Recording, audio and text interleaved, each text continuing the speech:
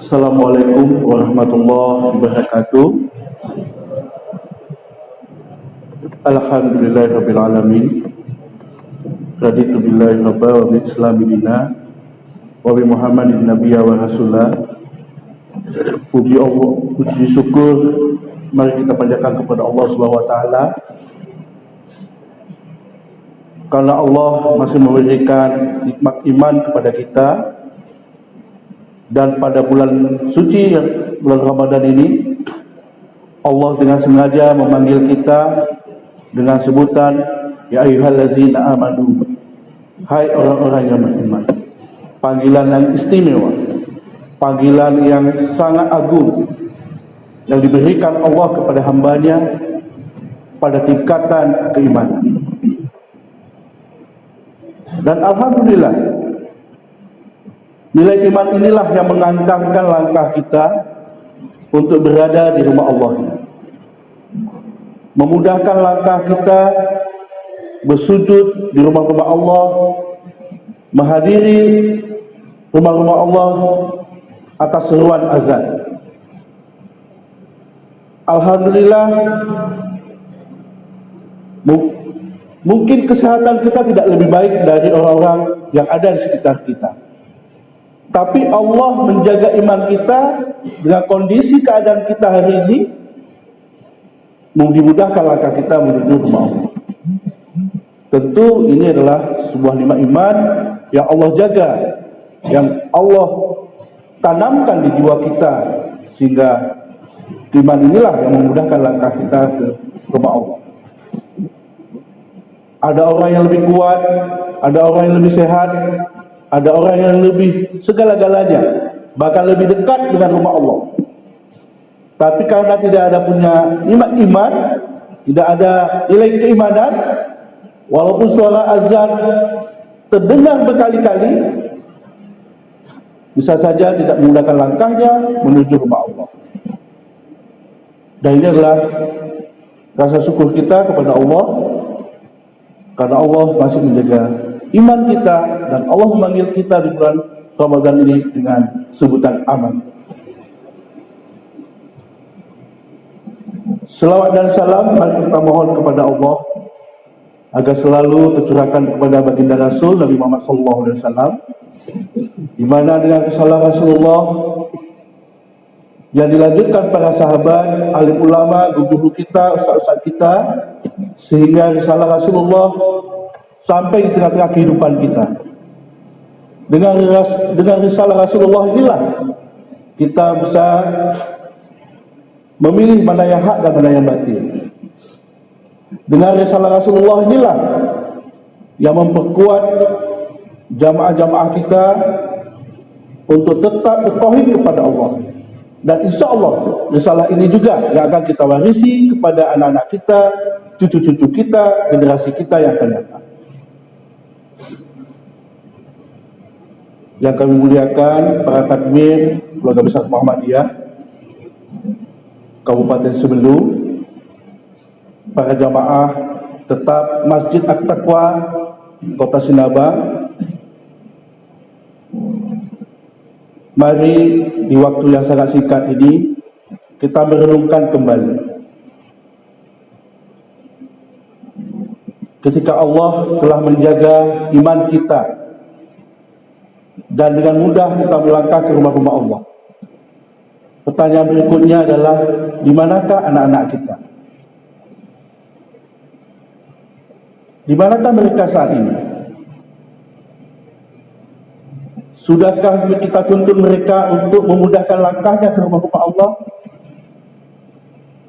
Sudahkah kita menjadi ayah yang baik untuk anak-anak kita?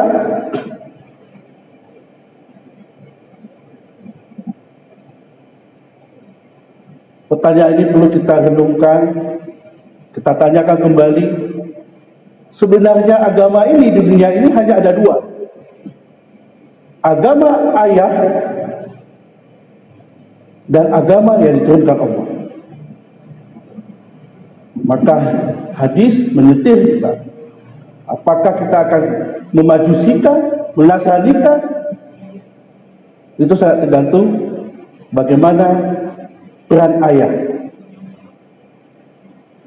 Maka di dalam Al-Quran, Profesor Dr. Nasir Batiar meneliti sebenarnya ada 17 surah yang Allah ingatkan, Allah ceritakan, Allah sampaikan menjadi petunjuk untuk hidup kita bagaimana sebenarnya ayah mendidik, merawat, menjaga untuk menanamkan nilai tauhid kepada anak-anak, menjadikan tempat yang paling bahagia untuk anak adalah di rumah Allah. Ini juga bagian evaluasi diri kita, apakah masjid yang sudah dibangun ini, musola di banyak tempat, sudahkah itu menjadi tempat yang paling bahagia untuk umat manusia, terutama untuk anak-anak kita.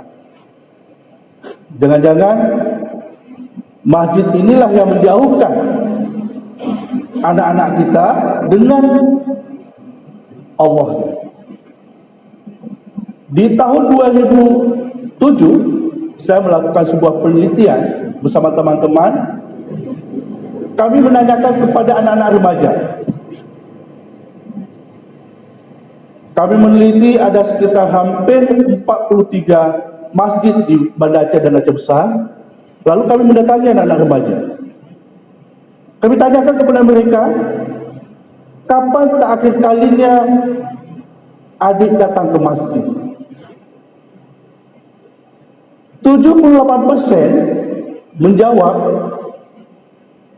terakhir kalinya kami datang ke masjid pada saat bulan Ramadan. Pertanyaan ini itu membuat shock bagi sebahagian enumerator, apalagi peneliti. Kenapa anak-anak ini terakhir kali mereka datang di masjid, di jamaah, menjadi jamaah, itu di bulan Ramadan? Setelah didalami, ditemukan satu jawaban. Jawabannya adalah karena mereka pernah dilukai batinnya, karena mereka pernah dilukai jiwanya. Oleh siapa? Oleh takmir masjid. Ketika anak-anak dengan gembiranya datang dari rumah ke rumah Allah, ke masjid, ke musola, mungkin karena saking gembiranya dia ribut, lalu takmir akan bilang apa? Tuh anak-anak yang ribut, tolong, kalau nggak bisa juga diam, pulang saja. Sampai di rumah, dia pakai sarung, pakai peci. Mak, saya ikut lagi ke masjid. Datang mamak dan bapaknya, udah, kamu maluin bapak dan mamak, kamu di rumah saja. Lalu dia ingin dekat ke siapa? Akhirnya dia dekat dengan televisi, dia dekat dengan kehidupan yang jauh dari nilai-nilai keislaman.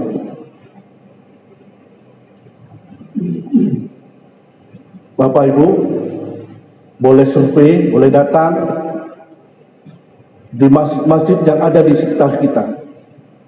Pada saat salat subuh, adakah anak-anak? Adakah anak-anak remaja? Siapa paling banyak jamaah di dalam masjid-masjid? Di mana mereka para pemuda? Di mana mereka para remaja? Sebagian besar kita biarkan mereka tertidur. Sebahagian kita merasa enggak enak membangunkan mereka. Sebahagian mereka kita tidak punya kekuatan mengangkat mereka, mengajak mereka, menuntun mereka untuk sampai ke rumah Allah, menjaga rumah Allah ini, berdiri di barisan jamaah yang rapi dan lurus.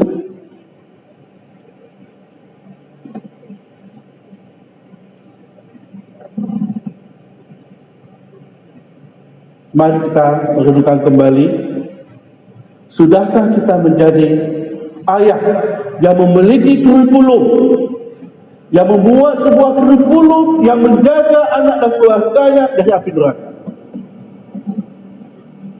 Sudahkah kita punya kurikulum itu, Bapak Ibu?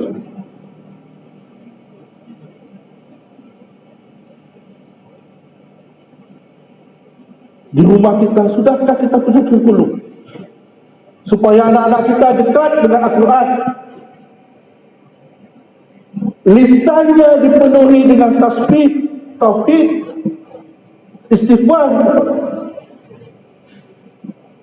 sehingga lisannya tidak terlalu mudah mengambil kalimat-kalimat yang menjauhkan nilai-nilai Islam dari dirinya, sehingga lisannya tidak terlalu mudah merendahkan orang lain, sehingga lisannya tidak terlalu mudah memperlakukan orang lain tidak baik, sehingga lisannya selalu terjaga dengan qaulan sadid.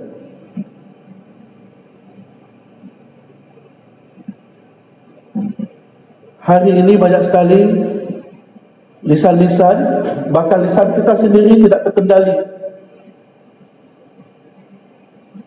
Mana lisan yang kita pilih ketika kita berkomunikasi dengan anak kita? Mana lisan yang kita pilih ketika kita komunikasi dengan pasangan kita, dengan keluarga kita? Kami meneliti bahasa ayah sama anak, bahasa ayah dengan istri, lebih banyak bahasa perintah, merendahkan, bahkan tidak memberdayakan.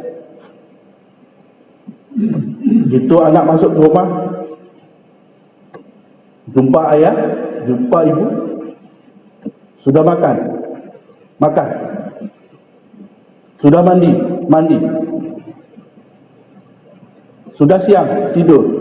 Semuanya itu kalimat perintah. Bahasa ayah, bahasa ibu itu terlalu miskin bersama anak-anak kita, sehingga kadang-kadang kalau anaknya sudah masuk, jumpa ibunya, mandi ya, tanpa dikomunikasikan anaknya sudah hafal.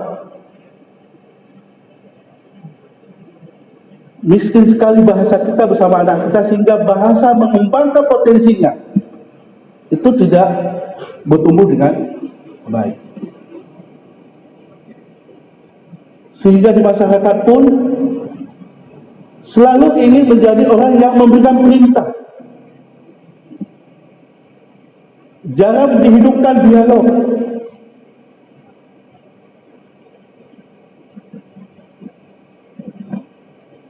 Bapak Ibu yang kami muliakan, para jamaah, mari kita merenungkan kembali, sudahkah rumah kita menjadi tempat yang paling bahagia? Apakah kalimat kita dengan mudah dipahami oleh istri dan istri memahami bahasa kita? Apakah bahasa kita mudah dipahami anak sehingga anak juga memahami dan mudah bahasa kita, sehingga mereka bisa kita selamatkan dari api neraka? Inilah tujuan akhir dari perjalanan hidup kita, membawa kehidupan yang paling bahagia. Maka hadis menyetir kita, di antara kamu yang paling baik adalah orang yang baik terhadap istrimu, pada keluargamu, dan orang-orang terdekat dengan kehidupanmu, termasuk dengan tetangga. Mari kita perbaiki hubungan kita dengan Allah. Insya Allah akan memperbaiki hubungan kita dengan orang di sekitar kita, dengan keluarga kita, dengan anak-anak kita. Mari kita buka masjid ini untuk anak-anak kita. Mari kita pastikan masjid ini masjid yang paling bahagia, paling yang dirindukan oleh anak-anak. Sebuah masjid penuh kebahagiaan ketika anak-anak masih berada di tengah-tengah kita. Bukan hanya kita, Bapak Ibu sekalian.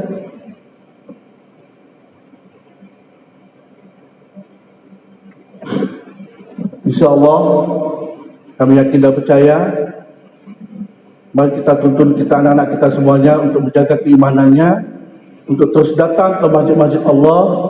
Mari kita bersungguh-sungguh memastikan mereka tetap berada di masjid Allah, jangan sampai mereka jauh dari masjid Allah. Fastabiqul khairat. Assalamualaikum warahmatullahi wabarakatuh.